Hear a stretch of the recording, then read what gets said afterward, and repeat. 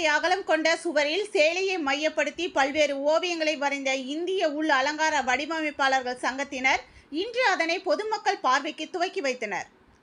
கோவை மாவட்டம் சாய்பாபா காலனியில் உள்ள மாநகராட்சி பூங்கா எதிரே உள்ள 300 அடி அகலம் கொண்ட சுவற்றில் இந்திய உள் அலங்கார வடிவமைப்பாளர்கள் சங்கம் சார்பாக சேலையை மையப்படுத்தி பல்வேறு சுவர் ஓவியங்கள் வரையப்பட்டது. இந்திய உள் அலங்கார வடிவமைப்பாளர்கள் சங்கத்தினர் நாட்டின் தேசிய வடிவமைப்பு கொள்கையை உருவாக்குவதிலும் பல்வேறு நிகழ்ச்சிகள் மற்றும் திட்டங்களை நடத்துவதிலும் பெரும் பங்காற்றுகின்றனர். நாடு முழுவதும் 24 கிளைகளையும் மையங்களையும் கொண்டுள்ள இம்மையம் 10,000க்கு அதிகமான உறுப்பினர்களை கொண்டுள்ளது. இந்த ஆண்டு இச்சங்கத்தின் பொன்விழா ஆண்டை முன்னிட்டு மாபெரும் வடிவமைப்புகள் குறித்த 7 பாகங்களை காலாண்டு தொடராக வெளியிட்டது. மேலும் நிப்பான் பெயிண்ட் இந்தியா நிறுவனத்தின் கூட்டு ஆதரவுடன் உள் அலங்கார பொன்விழா தொடராக இன்று இந்த சுவர் ஓவிய துவக்க விழா நடைபெற்றது.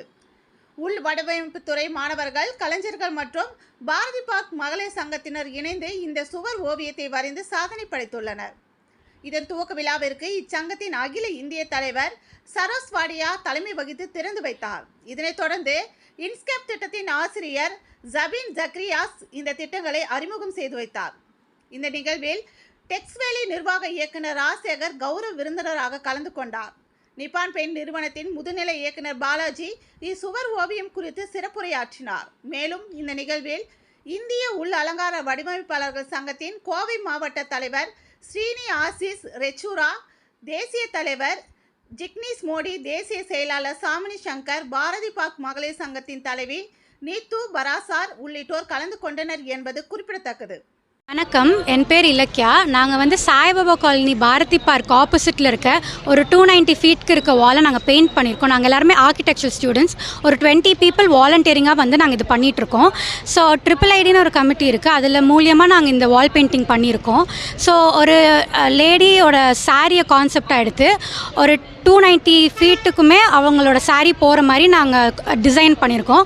அது போக ஒரு ட்ராயிங்ஸ்லையுமே ஒரு டிஸ்கிரைப் பண்ணுற மாதிரி இருக்கும். ஸோ ஒரு ட்ராயிங்கில் செட்டிநாடு ஹவுஸ் பற்றி, இன்னொன்றில் தஞ்சாவூர் கோவில் பற்றி, இன்னொன்றில் ஒரு காட்டன் ஃபீல்டு.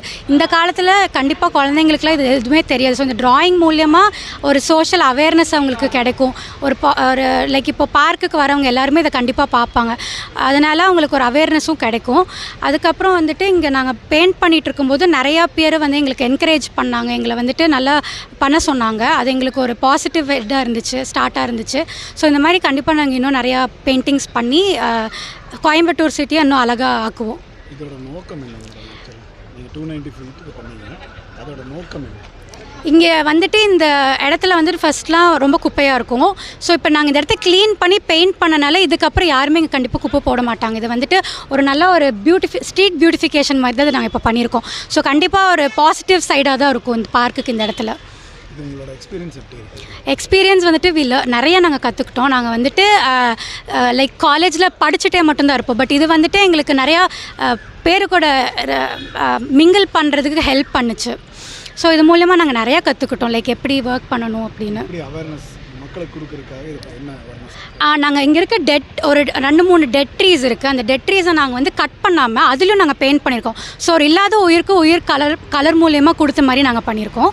அதுக்கப்புறம் ஆப்போசிட் சைடில் நாங்கள் சோஷியல் அவேர்னஸ் மாதிரி, சேவ் வாட்டர், அந்த மாதிரி குளோபல் வார்மிங் அந்த மாதிரி நாங்கள் கொடுத்துருக்கோம்.